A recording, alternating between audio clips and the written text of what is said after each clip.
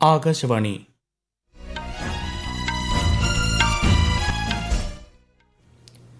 നമസ്കാരം. വാർത്തകൾ വായിക്കുന്നത് അക്ഷയ് ഷാജി.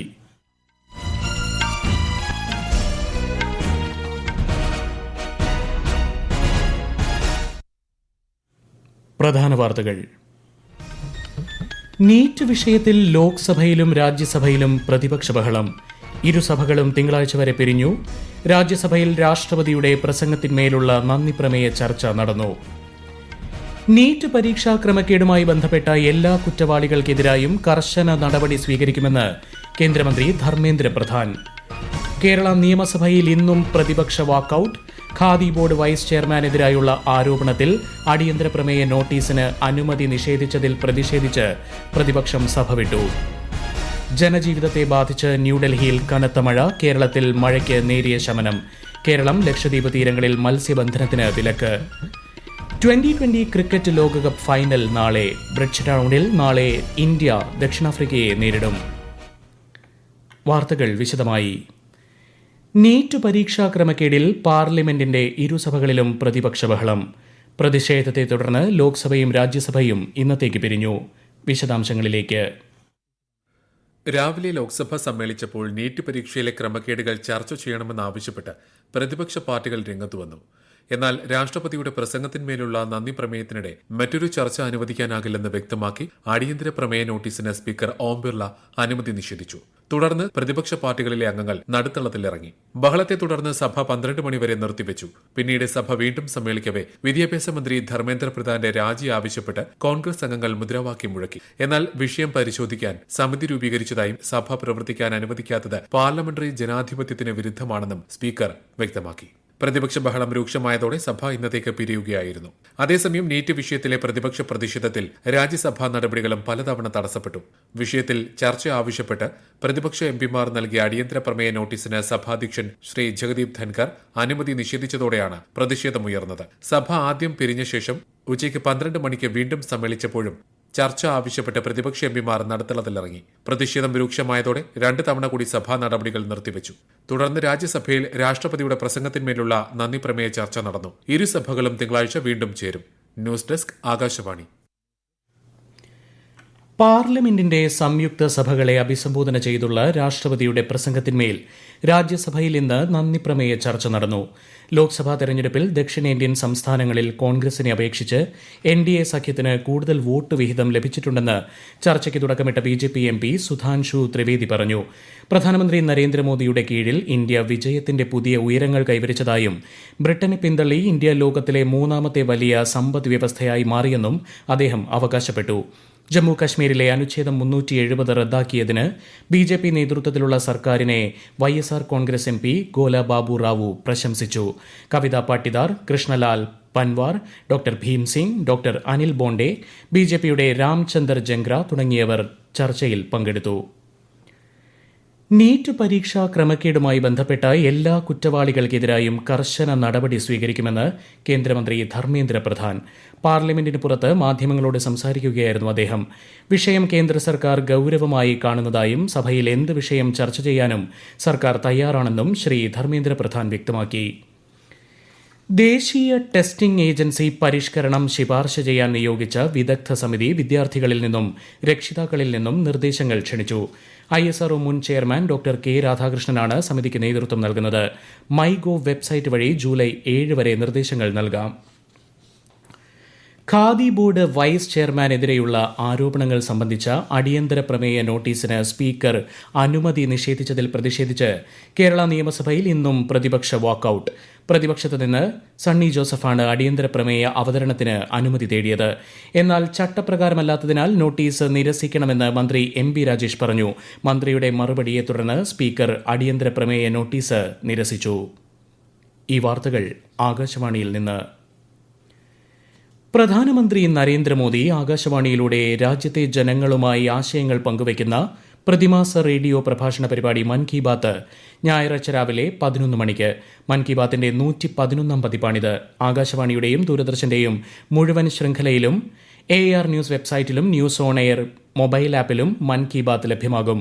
പ്രാദേശിക ഭാഷകളിലും പരിപാടി കേൾക്കാവുന്നതാണ്. പ്രധാനമന്ത്രിയുടെ മൻ കി ബാത്ത് പ്രക്ഷേപണ പരമ്പരയെ അടിസ്ഥാനമാക്കി ഹൈസ്കൂൾ ഹയർ സെക്കൻഡറി കോളേജ് വിദ്യാർത്ഥികൾക്കായി സംഘടിപ്പിക്കുന്ന പ്രശ്നോത്തരിയുടെ പ്രാഥമികതല മത്സരങ്ങൾ അടുത്ത മാസം 15-നുള്ളിൽ നടക്കും. നെഹ്റു യുവകേന്ദ്രയുടെയും ഗ്ലോബൽ ഗിവേഴ്സ് ഫൗണ്ടേഷന്റെയും നേതൃത്വത്തിലാണ് മത്സരങ്ങൾ. താലൂക്ക് തലത്തിൽ തെരഞ്ഞെടുക്കപ്പെടുന്ന കുട്ടികൾക്ക് ഡൽഹിയിൽ നടക്കുന്ന സ്വാതന്ത്ര്യദിനാഘോഷത്തിൽ പങ്കെടുക്കുന്നതിന് അവസരം ലഭിക്കും. രാജ്യതലസ്ഥാനമായ ഡൽഹിയിൽ കനത്ത മഴ ജനജീവിതത്തെ സാരമായി ബാധിച്ചു. നഗരത്തിന്റെ വിവിധ ഭാഗങ്ങളിൽ വെള്ളക്കെട്ട് രൂക്ഷമായതിനെ തുടർന്ന് ഗതാഗതം തടസ്സപ്പെട്ടു.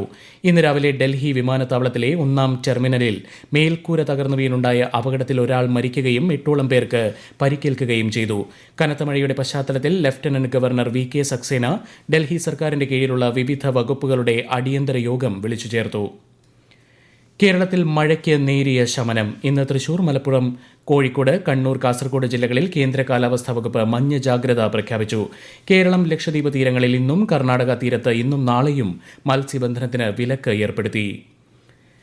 2020 പുരുഷ ലോകകപ്പ് ക്രിക്കറ്റിലെ ജേതാക്കളെ നാളെ അറിയാം. നാളെ നടക്കുന്ന ലോകകപ്പ് ഫൈനലിൽ ഇന്ത്യ ദക്ഷിണാഫ്രിക്കയെ നേരിടും.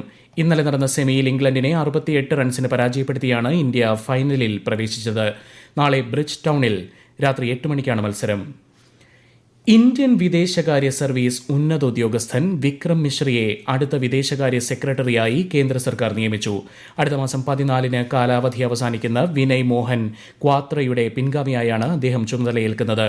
നിലവിൽ ദേശീയ സുരക്ഷാ കൌൺസിൽ സെക്രട്ടേറിയറ്റിൽ ഡെപ്യൂട്ടി ദേശീയ സുരക്ഷാ ഉപദേഷ്ടാവായി പ്രവർത്തിക്കുന്ന അദ്ദേഹം 1989 ബാച്ച് IFS ഓഫീസറാണ്. ചൈന, മ്യാൻമർ, സ്പെയിൻ എന്നിവിടങ്ങളിൽ ഇന്ത്യൻ പ്രതിനിധിയായി സേവനമനുഷ്ഠിച്ചിട്ടുണ്ട്. IK ഗുജ്റാൾ, മൻമോഹൻ സിംഗ്, നരേന്ദ്രമോദി എന്നീ 3 പ്രധാനമന്ത്രിമാരുടെ പ്രൈവറ്റ് സെക്രട്ടറിയായി സേവനമനുഷ്ഠിച്ച അപൂർവ നേട്ടവും മിശ്രയ്ക്കുണ്ട്.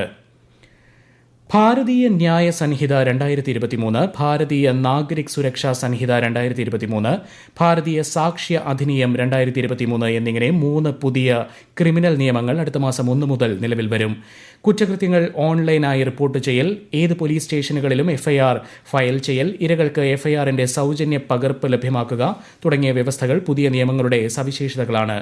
സംസ്ഥാനങ്ങളും കേന്ദ്രഭരണ പ്രദേശങ്ങളും പുതിയ ക്രിമിനൽ നിയമങ്ങൾ നടപ്പിലാക്കുന്നതിനായി തയ്യാറായതായി ഔദ്യോഗിക വൃത്തങ്ങൾ വ്യക്തമാക്കി.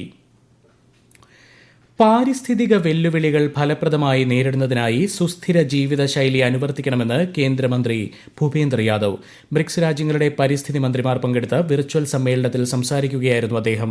ഈ വർഷം കെനിയയിൽ നടന്ന ഐക്യരാഷ്ട്രസഭ പരിസ്ഥിതി സമ്മേളനത്തിൽ പാസാക്കിയ പ്രമേയം നടപ്പിലാക്കാൻ ബ്രിക്സ് അംഗരാജ്യങ്ങൾ മുന്നോട്ട് വരണമെന്നും പ്രധാനമന്ത്രി നരേന്ദ്രമോദി തുടക്കം കുറിച്ച ഏക് പേഡ് മാ കെ നാം പ്രചാരണ പരിപാടിക്ക് അംഗരാജ്യങ്ങൾ പിന്തുണ നൽകണമെന്നും ശ്രീ ഭൂപേന്ദർ യാദവ് അഭ്യർത്ഥിച്ചു.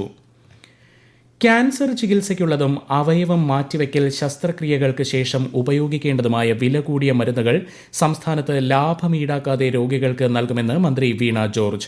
800ഓളം മരുന്നുകൾ കമ്പനി വിലയ്ക്ക് തന്നെ ലഭ്യമാക്കും. ഇതിലൂടെ രോഗികളുടെ ചികിത്സാ ചെലവ് കുറയുമെന്നും മന്ത്രി പറഞ്ഞു. കാരുണ്യ ഫാർമസികൾ വഴിയായിരിക്കും കുറഞ്ഞ വിലയ്ക്ക് മരുന്നുകൾ ലഭ്യമാക്കുക. ഇതിനായി അടുത്ത മാസം മുതൽ കാരുണ്യ ഫാർമസികളിൽ ലാഭരഹിത കൌണ്ടറുകൾ ആരംഭിക്കുമെന്നും മന്ത്രി വ്യക്തമാക്കി. ഇന്ത്യൻ സമ്പദ് വ്യവസ്ഥ ശക്തവും സുസ്ഥിരവുമായി മുന്നേറുന്നതായി റിസർവ് ബാങ്ക് ഓഫ് ഇന്ത്യയുടെ ഫിനാൻഷ്യൽ സ്റ്റെബിലിറ്റി റിപ്പോർട്ട്. രാജ്യത്തെ വാണിജ്യ ബാങ്കുകളുടെ മൊത്ത നിഷ്ക്രിയ ആസ്തി കുറഞ്ഞതായും റിപ്പോർട്ടിൽ പറയുന്നു. ഭൗമരാഷ്ട്രീയ പ്രശ്നങ്ങൾ കാരണം ആഗോള സമ്പദ് വ്യവസ്ഥയിൽ പ്രതിസന്ധി നേരിടുന്നുണ്ടെങ്കിലും സാമ്പത്തിക വ്യവസ്ഥയിൽ സുസ്ഥിരത തുടരുന്നെന്നും റിപ്പോർട്ടിൽ വ്യക്തമാക്കുന്നു. ഝാർഖണ്ഡ് മുൻ മുഖ്യമന്ത്രി ഹേമന്ത് സൊറന് ജാമ്യം അനുവദിച്ച് ഹൈക്കോടതി. ഭൂമി കുംഭകോണവുമായി ബന്ധപ്പെട്ട കള്ളപ്പണം വെളുപ്പിക്കൽ കേസിൽ നൽകിയ ജാമ്യാപേക്ഷയാണ് ഝാർഖണ്ഡ് ഹൈക്കോടതി അംഗീകരിച്ചത്. കഴിഞ്ഞ ജനുവരി 31-നാണ് ഹേമന്ത് സൊറനെ എൻഫോഴ്സ്മെന്റ് ഡയറക്ടറേറ്റ് അറസ്റ്റ് ചെയ്തത്. ഇറാനിൽ പ്രസിഡന്റ് തെരഞ്ഞെടുപ്പിനുള്ള വോട്ടെടുപ്പ് പുരോഗമിക്കുന്നു. നിലവിലെ പ്രസിഡന്റ് ഇബ്രാഹിം റൈസി കഴിഞ്ഞ മാസം ഹെലികോപ്റ്റർ അപകടത്തിൽ കൊല്ലപ്പെട്ടതിന് പിന്നാലെയാണ് തെരഞ്ഞെടുപ്പ്. ഇറാന്റെ പരമോന്നത നേതാവ് അലി ഖമേനി ഉൾപ്പെടെയുള്ളവർ വോട്ട് രേഖപ്പെടുത്തി. 95-ലധികം സംസ്ഥാനങ്ങളിലായി 59,000 പോളിംഗ് സ്റ്റേഷനുകളിലാണ് വോട്ടെടുപ്പ് പുരോഗമിക്കുന്നത്. പ്രധാന വാർത്തകൾ വീണ്ടും. നീറ്റ് വിഷയത്തിൽ ലോക്സഭയിലും രാജ്യസഭയിലും പ്രതിപക്ഷ ബഹളം. ഇരുസഭകളും തിങ്കളാഴ്ച വരെ പിരിഞ്ഞു. രാജ്യസഭയിൽ രാഷ്ട്രപതിയുടെ പ്രസംഗത്തിന്മേലുള്ള നന്ദി പ്രമേയ ചർച്ച നടന്നു. നീറ്റ് പരീക്ഷാ ക്രമക്കേടുമായി ബന്ധപ്പെട്ട എല്ലാ കുറ്റവാളികൾക്കെതിരായും കർശന നടപടി സ്വീകരിക്കുമെന്ന് കേന്ദ്രമന്ത്രി ധർമ്മേന്ദ്ര പ്രധാൻ. കേരള നിയമസഭയിൽ ഇന്നും പ്രതിപക്ഷ വാക്കൌട്ട്. ഖാദി ബോർഡ് വൈസ് ചെയർമാനെതിരെയുള്ള ആരോപണത്തിൽ അടിയന്തര പ്രമേയ നോട്ടീസിന് അനുമതി നിഷേധിച്ചതിൽ പ്രതിഷേധിച്ച് പ്രതിപക്ഷം സഭ വിട്ടു. ജനജീവിതത്തെ ബാധിച്ച് ന്യൂഡൽഹിയിൽ കനത്ത മഴ. കേരളത്തിൽ മഴയ്ക്ക് നേരിയ ശമനം. കേരളം ലക്ഷദ്വീപ് തീരങ്ങളിൽ മത്സ്യബന്ധനത്തിന് വിലക്ക്. 2020 ക്രിക്കറ്റ് ലോകകപ്പ് ഫൈനൽ നാളെ. ബ്രിഡ്ജ് ടൗണിൽ നാളെ ഇന്ത്യ ദക്ഷിണാഫ്രിക്കയെ നേരിടും. വാർത്തകൾ കഴിഞ്ഞു. അടുത്ത വാർത്താ പ്രക്ഷേപണം രാത്രി 8:35.